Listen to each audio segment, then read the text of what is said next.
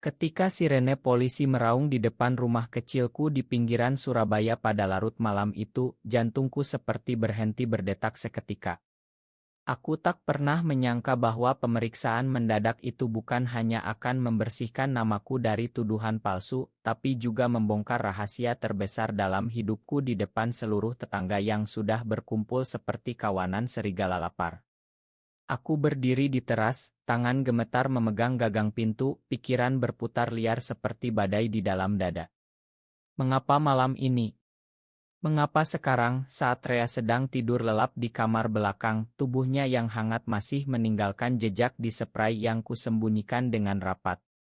Selama 3 tahun aku menyimpan cinta ini seperti harta karun yang terkutuk, takut ibu di kampung halaman tahu anak tunggalnya bukan pria biasa, takut tetangga yang selalu tersenyum pagi hari berubah menjadi bisikan tajam di belakang punggung.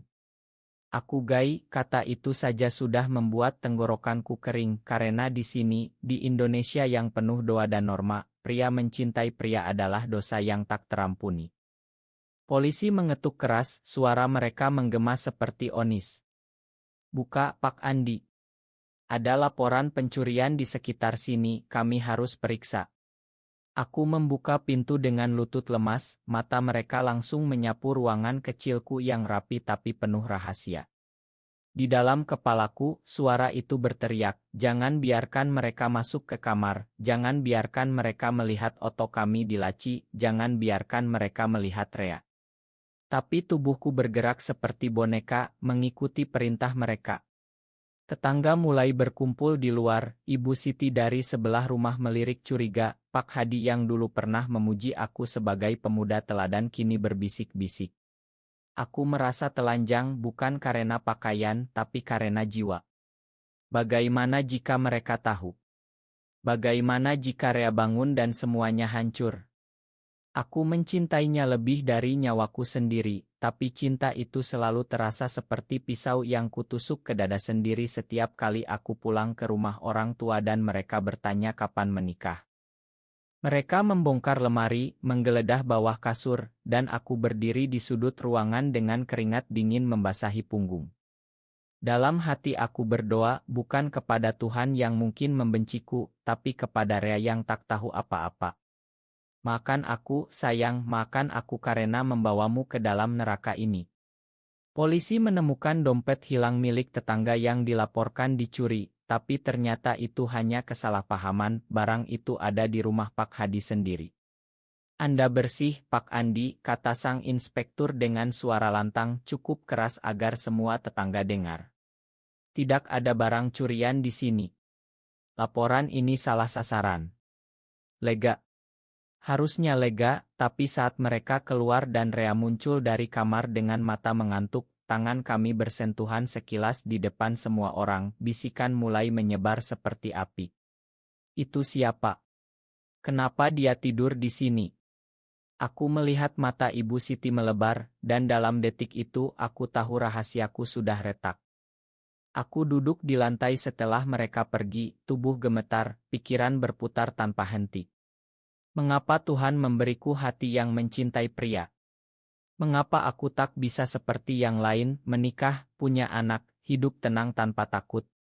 Rea mendekat, tangannya menyentuh bahuku lembut, tapi aku menarik diri karena takut tetangga masih mengintip.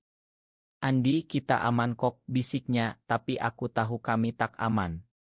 Aku melihat wajahku di cermin retak di dinding, wajah pria biasa yang ternyata monster bagi masyarakat. Malam itu aku tak tidur, hanya memeluk lutut dan bertanya dalam hati, apakah aku layak dicintai jika cinta ini menghancurkan segalanya. Pagi berikutnya, sinar matahari yang biasanya hangat kini terasa seperti jarum menusuk kulitku saat aku melangkah keluar rumah. Tetangga-tetangga masih berkerumun di depan pagar, mata mereka tak lagi ramah tapi penuh tuduhan diam-diam. Aku mencoba tersenyum seperti biasa, tapi di dalam dada, badai semakin ganas. Bagaimana bisa semalam yang seharusnya membersihkan namaku justru membenamkanku lebih dalam ke lumpur rasa malu. Rea sudah pulang pagi-pagi sekali, takut membuat situasi lebih buruk, tapi jejaknya masih ada di hatiku, di tempat yang tak bisa kusembunyikan lagi. Aku gai dan sekarang seluruh kampung tahu atau setidaknya curiga. Kata-kata inspektur tadi malam masih bergema, Anda bersih. Bersih dari pencurian tapi kotor karena mencintai pria. Dalam hati aku menjerit, mengapa harus seperti ini?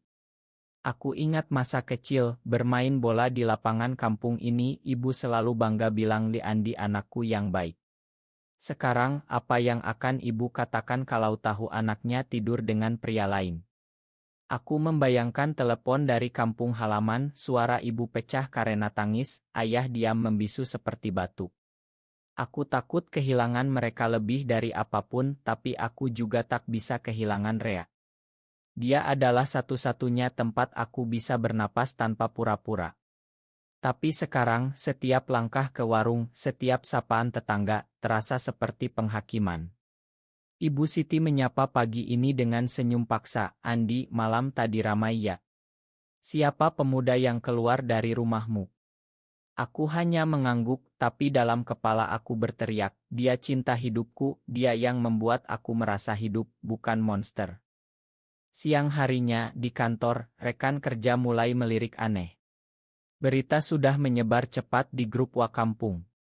Aku duduk di meja, tangan memegang mouse tapi pikiran melayang ke Rea. Apa dia baik-baik saja? Apakah dia menyesal mencintaiku? Aku membuka chat kami, pesan terakhirnya, aku sayang kamu apapun yang terjadi. Air mata hampir jatuh, tapi aku tahan. Mengapa cinta sesama jenis harus serumit ini? Di Indonesia ini, kami tak boleh bahagia terang-terangan, kami harus sembunyi seperti pencuri. Aku membenci diriku sendiri karena tak cukup kuat untuk keluar dari lemari ini lebih awal, karena membiarkan ketakutan menguasai. Tapi di balik kebencian itu ada api kecil harapan, mungkin tetangga akan mengerti, mungkin keluarga akan menerima. Tapi harapan itu rapuh seperti kaca, dan aku tahu, satu kata salah saja akan menghancurkannya. Malamnya, Rea datang diam-diam lewat pintu belakang. Kami duduk berhadapan, tangannya memegang tanganku erat. Andi, kita hadapi bersama, katanya. Tapi aku menarik tangan, air mata akhirnya jatuh. Kamu tak tahu, Rea. Ibu sudah telepon tadi bertanya kenapa ada pria di rumahku. Aku bohong, tapi bohong ini menyakitiku lebih dari apapun. Dalam hati aku bertanya berulang, apakah aku egois karena mempertahankan cinta ini? Apakah aku harus melepaskan Rea demi kedamaian keluarga? Rasa bersalah menelan aku bulat-bulat, lebih berat dari tuduhan pencurian kemarin. Aku melihat mata Rea yang penuh cinta, dan aku tahu aku tak sanggup melepaskannya. Tapi rasa sakit ini, oh Tuhan, rasa sakit ini seperti api yang membakar jiwa dari dalam. Malam itu aku menangis dalam pelukannya, bukan karena takut polisi lagi, tapi karena takut kehilangan segalanya karena siapa aku sebenarnya. Hari ketiga setelah raya, aku merasa seperti mayat hidup yang berjalan di antara orang-orang yang dulu ku kenal. Setiap pagi, cermin di kamar mandi memantulkan wajah yang semakin tirus, mata yang kosong karena malam-malam tanpa tidur. Rea menelepon, suaranya lembut tapi aku mendengar getar ketakutan di sana. Andi, kita harus bicara serius. Bicarakan apa? Bahwa cinta kami sekarang menjadi tontonan kampung.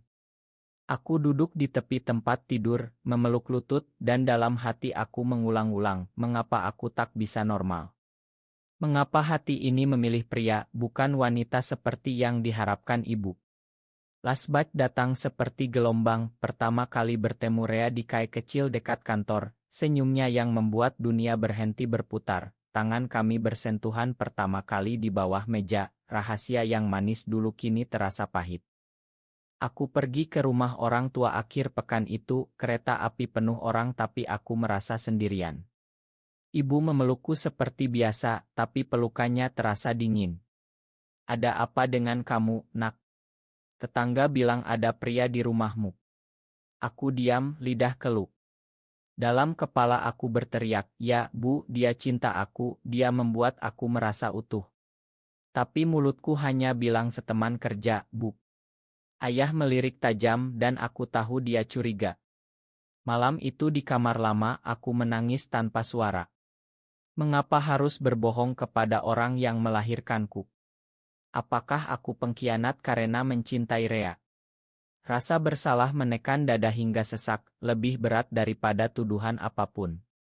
Aku membayangkan ibu menangis jika tahu, ayah kecewa, dan kampung yang dulu rumahku kini menjadi penjara. Kembali ke Surabaya, Rea menunggu di apartemen kecil kami yang rahasia. Kami bertengkar untuk pertama kali. Kamu selalu sembunyi, Andi. Raya itu kesempatan untuk kita jujur, katanya, suara gemetar. Aku balas dengan amarah yang sebenarnya untuk diriku sendiri. Kamu tak tahu rasanya menjadi anak tunggal yang harus jadi harapan keluarga. Tapi di dalam, aku hancur. Aku mencintainya terlalu dalam, hingga rela mati, tapi masyarakat tak memberi ruang. Malam itu, saat kami berpelukan tanpa kata, aku berpikir, apakah cinta ini layak diperjuangkan jika harus melukai semua orang yang kucintai? Rasa sakitnya seperti pisau berputar di dada, semakin dalam setiap detik. Aku tak tahu berapa lama lagi aku bisa bertahan sebelum semuanya meledak. Konfrontasi dengan keluarga datang lebih cepat dari yang kubayangkan. Telepon ibu pagi itu seperti bom. Andi, pulang sekarang. Seluruh kampung bicara tentang kamu dan pria itu. Suaranya pecah, dan hatiku ikut pecah. Aku naik kereta dengan tangan dingin, pikiran berputar seperti roda gila. Ini akhirnya, mereka akan membenciku. Di rumah, ayah berdiri di pintu dengan wajah merah, ibu menangis di kursi. Kamu gay, nak. Katakan yang benar. Aku mengangguk pelan dan dunia runtuh. Dalam hati aku menjerit, makan aku, bu, ayah, makan anakmu yang tak bisa jadi seperti yang kalian inginkan. Rasa malu membakar sampai tulang, tapi di baliknya ada kelegaan kecil yang aneh, akhirnya tak perlu bohong lagi. Ayah berteriak, ibu memelukku sambil menangis. Aku duduk diam, air mata mengalir tanpa suara. Mengapa Tuhan memberiku jalan yang berbeda? Aku memikirkan Rea, yang kini sendirian di Surabaya, mungkin juga menderita. Cinta kami adalah dosa di mata mereka, tapi di mataku adalah surga. Malam itu aku tidur di kamar lama, tapi tidur tak datang.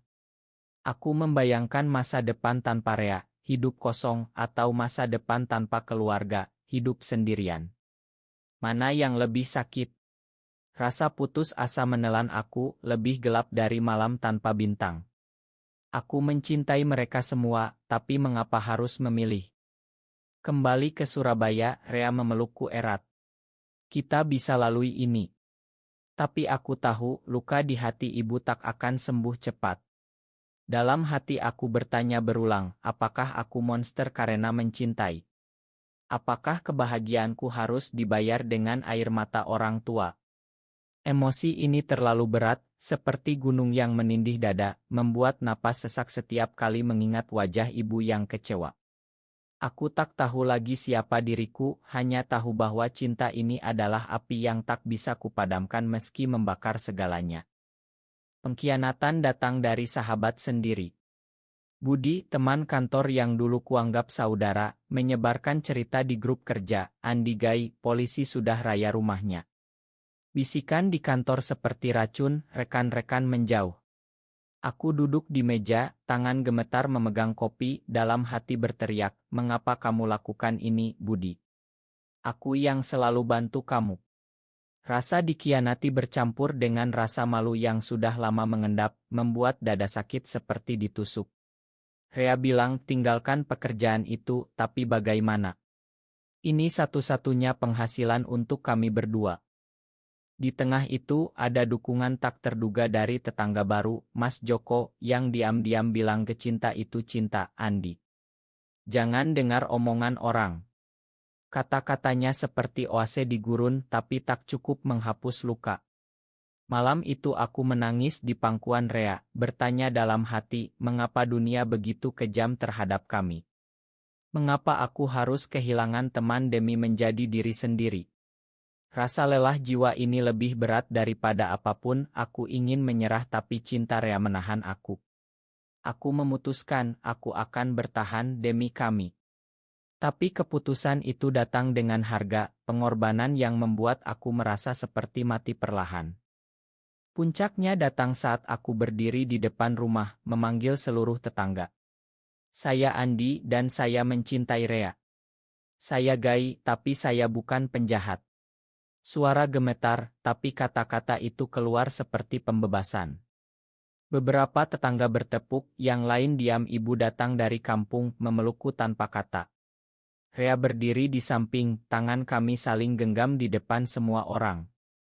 Dalam hati aku tahu perjalanan ini belum selesai, tapi aku sudah tumbuh. Aku tak lagi takut menjadi diri sendiri. Cinta kami menang meski luka masih ada.